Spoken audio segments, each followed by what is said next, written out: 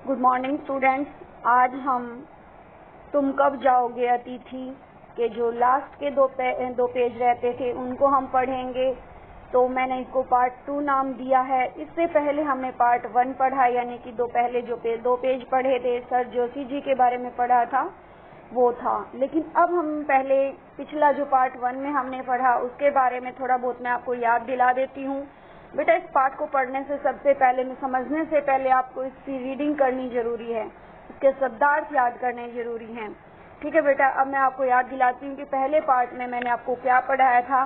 मैंने बताया था कि लेखक ने 4 दिनों से अपने घर आए अतिथि का वर्णन किया था कि वो मन ही मन इस बारे में भी सोच रहे थे कि उसके अतिथि क्यों नहीं जा रहा है। मन ही मन, यानी अतिथि को वो कुछ नहीं कह रहा है, उसको मन ही मन जाने के लिए कह रहा है। यह अतिथि कैलेंडर के सामने बिना संकोच किए सिगरेट पी रहा है। इसे दिखाकर लेखक लगातार 2 दिनों से कैलेंडर की तारीखें बदल रहा है।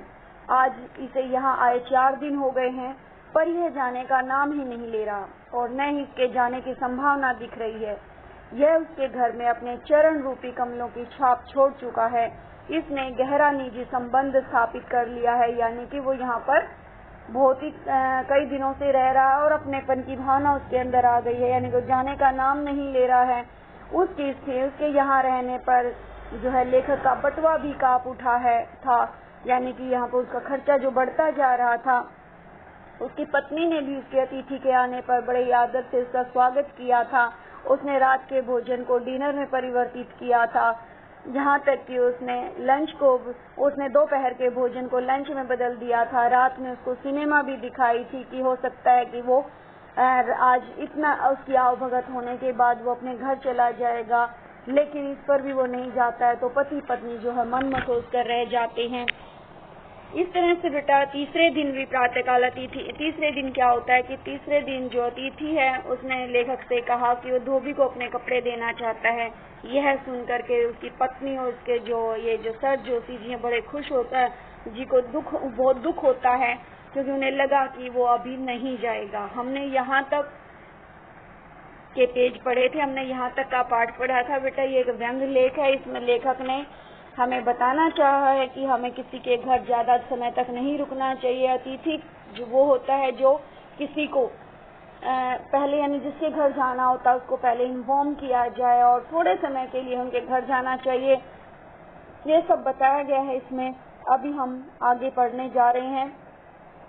इसमें क्या है बेटा, अभी बताया था कि जब धोबी को कपड़े धोने के लिए वो अतिथि कहता है तो लेखक को बड़ा दुख होता है। उसको लगता है कि अब ये नहीं जाएगा, यानी कि वो कुछ समय के लिए यहाँ रुकेगा। और आशंका निर्मूल नहीं थी, निर्मूल मतलब जड़ रही थी, यानी कि रीजन ना हो, यानी कि रीजन था क्योंकि रुकेगा। और आशंका निर्मूल नहीं थी। अतिथि, तुम जान ही रहे, लॉन्ड्री पर दिए कपड़े धुलकर आ गए और तुम यही हो। यानी कि लेखक मन ही मन सोच रहा है कि लॉन्ड्री पर जो कपड़े धुलने के लिए दिए थे वो धुलकर भी आ गए हैं। तुम जान ही रहे हो, तुम्हारे भरकम शरीर से सलवटे पड़ी चादर बदली जा चुकी है। यानी कि क्या होता है बेटा, 3-4 दिन में हम बेड की चादर बदल देते हैं, तो वही बात होगी, 3-4 दिन उसको हो गए हैं। तो कहते हैं जो तुम्हारे भारी भरकम शरीर के कारण बेड पर की चादर पर जो सिलवटें आ गई थी वो भी बदली जा चुकी है और तुम यही हो। तुम्हें देखकर फूट पड़ने वाली मुस्कुराहट धीरे धीरे फीकी पड़कर अब लुप्त हो गई है। यानी कि क्या होता है बेटा, जब कोई घर पर मेहमान आता है तो उसको देखकर हम अगर हंसना है, मुस्कुराना ना चाहें तो भी मुस्कुराते हैं। तो कहते अब तो वो काम भी खत्म हो गया है, यानी कि आपको देख करके मेरा मन मुस्कुराने का भी नहीं करता है। यानी कि तुम्हें देखकर फूट पड़ने वाली मुस्कुराहट, यानी कि तुम्हें देख करके जो मुस्कुराहट मेरे चेहरे पर आती थी वो भी फीकी पड़ गई, यानी कि गायब हो गई है। ठहाकों के रंगीन गुब्बारे जो कल तक इस कमरे के आकाश में उड़ते थे अब दिखाई नहीं पड़ते। यानी कि क्या होता है बेटा, जब घर में मेहमान आते हैं तो हम उनके साथ खूब हंसी मजाक करते हैं, खूब मस्ती करते हैं, खाते पीते हैं। लेकिन यहाँ पर कह रहा है कि अब 3-4 दिन हो गए तो कितनी तो बातें करें, कितने मौज मस्ती करें। तो कि जो ठहाके इस कमरे में लगते थे वो भी अब समाप्त हो चुके हैं।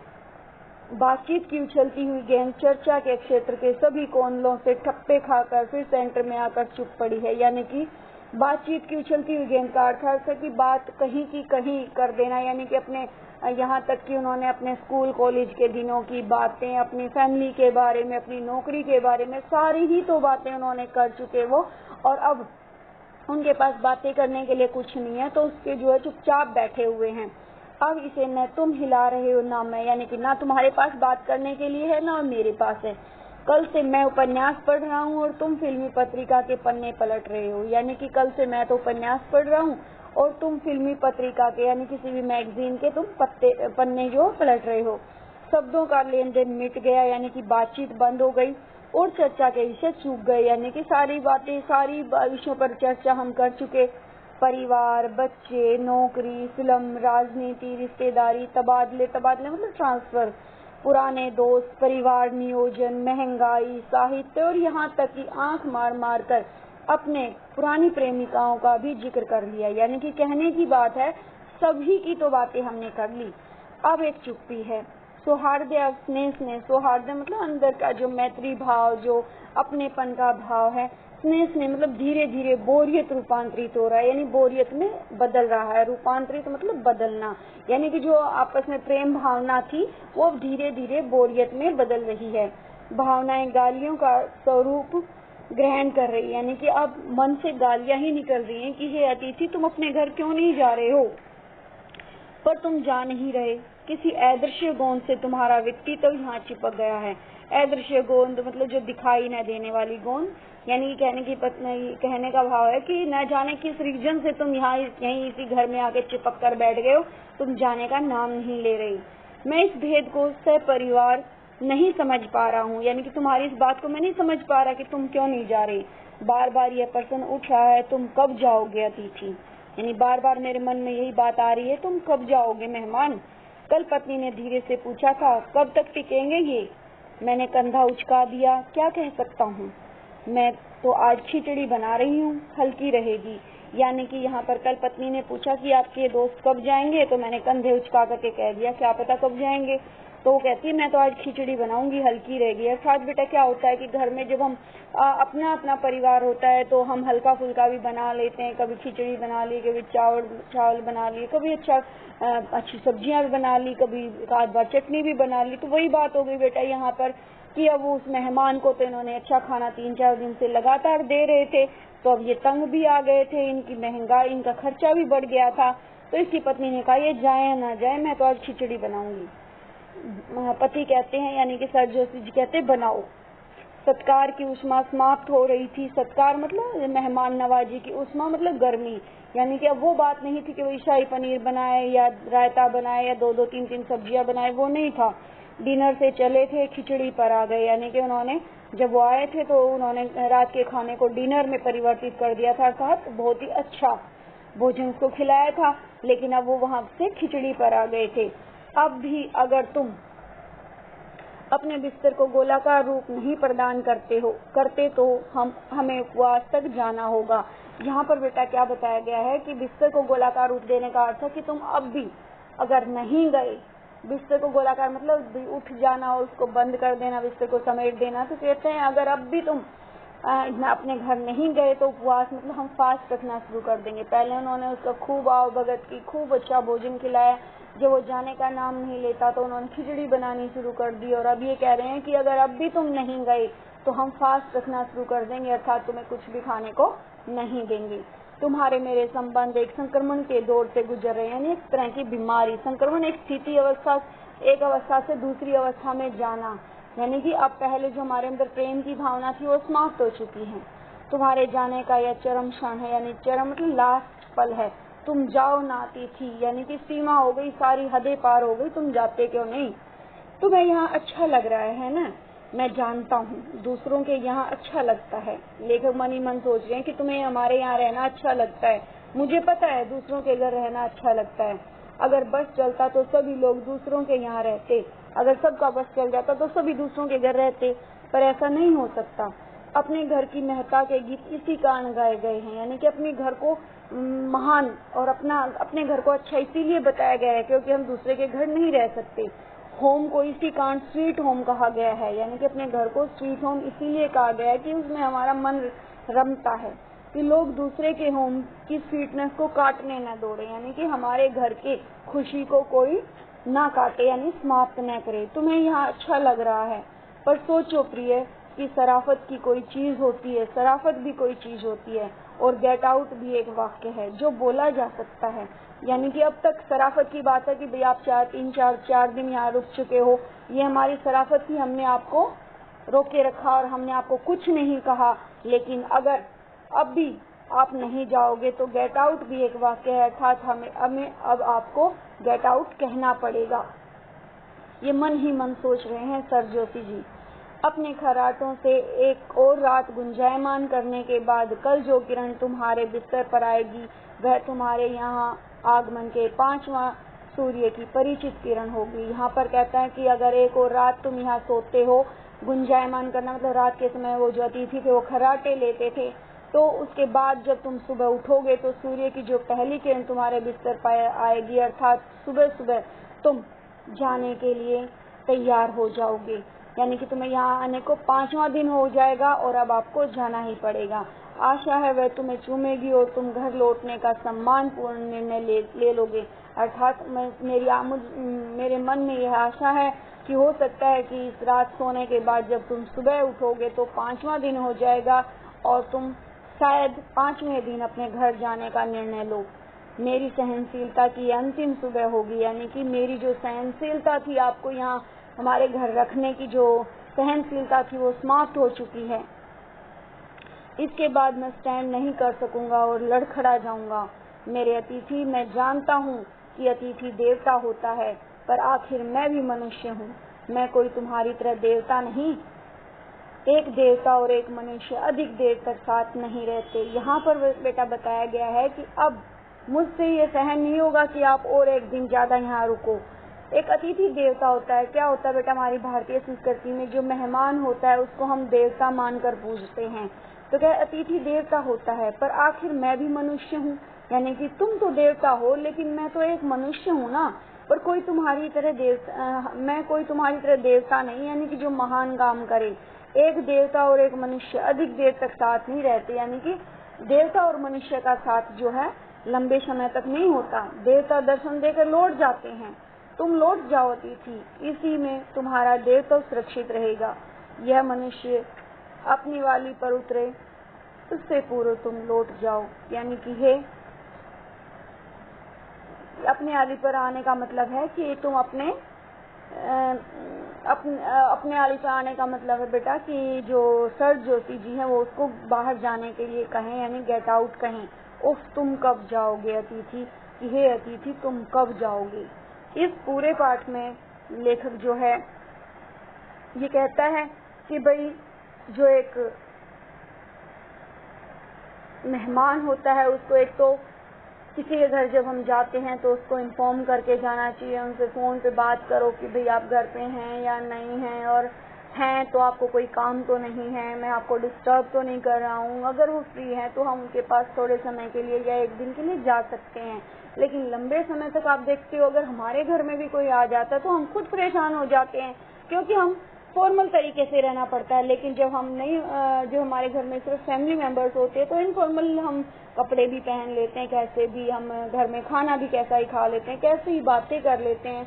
लेकिन जब कोई बाहर से आ जाता है तो हमें हर चीज तौर तरीके से करनी पड़ती है, तो उसमें हम अपने आप को कंफर्टेबल फील नहीं कर पाते। तो वही बात है यहाँ पर,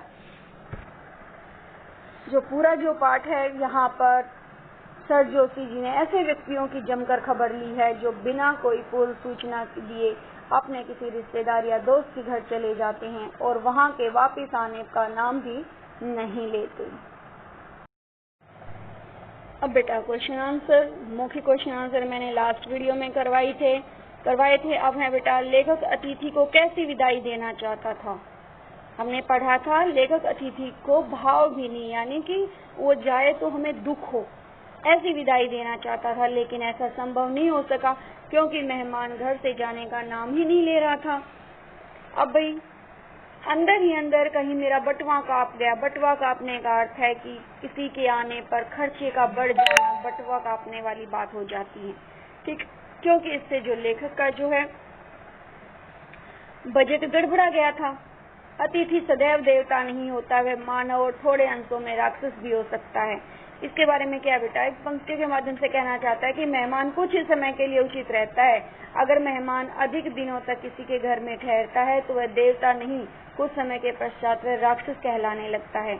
इसलिए हमें किसी के घर ज्यादा दिनों तक नहीं ठहरना चाहिए। नेक्स्ट बेटा, लोग दूसरे के होम की स्वीटनेस को काटने न दौड़े। अर्थात इन पंक्तियों में लिख कहता है कि सभी लोगों को दूसरे के घर में रहना अच्छा लगता है, लेकिन अगर ऐसा होता है तो सभी लोग दूसरों के घर में ही रहते, जबकि अपने घर की महत्ता भी कुछ कम नहीं है, जिसकी वजह से अपने घर को लोग स्वर्ग कहते हैं। हालांकि कुछ लोग दूसरों के घरों की खुशी को वहां अतिथि स्वरूप रहकर छीनना चाहते हैं, जो गलत है। नेक्स्ट क्वेश्चन बेटा, मेरी सहनशीलता की यह अंतिम सुबह होगी। यानी कि कहने की बात है कि लेखक जो है लेखक के घर में जो मेहमान है वो 4 दिनों से आकर ठहरा हुआ है, और अब जो अगर 5वें दिन भी अगर वो नहीं जाता है तो जो लेखक की सहनशीलता है वो जवाब दे देगी और वो उसे सहन नहीं कर पाएगा। एक अगला क्वेश्चन, एक देवता और एक मनुष्य अधिक देर तक साथ नहीं रहते। यहाँ पर लेखक कहता है कि हमारे देश में अतिथि को देवता के समान समझा जाता है। देवता एक बार दर्शन देकर लौट जाते हैं, लेकिन तुम इस घर में जाने का नाम नहीं ले रहे हो। इन्हीं सब कारणों से लेखक कहता है कि एक मनुष्य और एक देवता अधिक दिनों तक साथ नहीं रह सकते। इसलिए हे अतिथि, तुम अब लौट जाओ, इसी में तुम्हारा भला है। अगला है बेटा, कौन सा आघात अप्रत्याशित था और उसका लेखक पर क्या प्रभाव पड़ा? लेखक के घर में बेटा क्या हुआ था? लेखक के घर में अतिथि को आए हुए 2 दिन बीत चुके थे, लेकिन वे जाने का नाम नहीं ले रहा था। तीसरे दिन अतिथि ने कपड़ों को धोबी को देने की बात कही है। सुनकर लेखक को बहुत बुरा लगा, बड़ा ही आघात लगा। लेखक ने यह कभी नहीं सोचा था कि एक छोटी सी मुलाकात इतनी बड़ी बन जाएगी। लेखक को पहली बार इस बात का आभास हुआ कि अतिथि हमेशा देवता नहीं होता, वह कुछ समय के पश्चात राक्षस हो सकता है। मेहमान कुछ समय तक ही अच्छा लगता है, उसके पश्चात वह बोझ कहलाने लग जाता है। नेक्स्ट क्वेश्चन, संबंधों का संक्रमण के दौर से गुजरना, इससे आप क्या समझते हैं बेटा? क्या बता? लेखक कहता है कि किसी भी अतिथि का कुछ समय के लिए रुकना उचित रहता है। अगर वह ज्यादा दिनों तक ठहरता है तो हम उसका ज्यादा मान सम्मान उसको ज्यादा अवगत नहीं कर पाते, जिससे मेहमान और मेजबान दोनों के बीच में दरार पड़ जाती है। अतिथि के घर में आने पर जो सौहार्द पहले दिन बनता है वो ज्यादा दिनों तक ठहरने के कारण समाप्त हो जाता है। लेखक चाहता है कि सम्मान पूर्वक विदाई ले लें, इससे उसका आदर और सम्मान है। अन्यथा जो संबंध तुम्हारे और मुझ में पहले थे वो वैसे नहीं रहेंगे। अब बेटा लास्ट क्वेश्चन है, जब अतिथि 4 दिनों तक नहीं गया तो लेखक के व्यवहार में क्या परिवर्तन आए? क्या परिवर्तन आए भाई? पहले तो जब आया तो उसके बड़ा ही गर्मजोशी के साथ उसका स्वागत किया था, 2-2 सब्जियां, रायते और पता नहीं क्या क्या बना दिया, लेकिन बाद में वो खिचड़ी पर आ गए। और जो पहले उसके साथ मुस्कुराहट से बात करते थे, हंस हंस के बातें करते थे, वो हंस हंस कर बातें करना भी समाप्त हो गया था। यहाँ तक कि जो हंसी ठल्ले होते थे, हंसी मजाक होते थे, इधर उधर की बातें होती थी, वो भी सब बंद हो चुकी थी। अब जो मन उसको गालियां देने का करता था, यानी कि एक तरह से यहाँ पर जल्द से जल्द इस मुसीबत से छुटकारा पाना चाहता था। जो लेखक है वो जल्द से जल्द उस अतिथि रूपी मुसीबत से छुटकारा पाना चाहता था। यही सब है बेटा क्वेश्चन आंसर में। इसकी मैं एक्सरसाइज भी आपको भेज रही हूँ, वो एक्सरसाइज आपने बुक में फिल करनी है, उसको समझना है। बुक में फिल तो क्या बेटा, उसको समझना है, अच्छे से एक्सरसाइज को याद करना है, क्वेश्चन आंसर लिखने और याद करने हैं। धन्यवाद।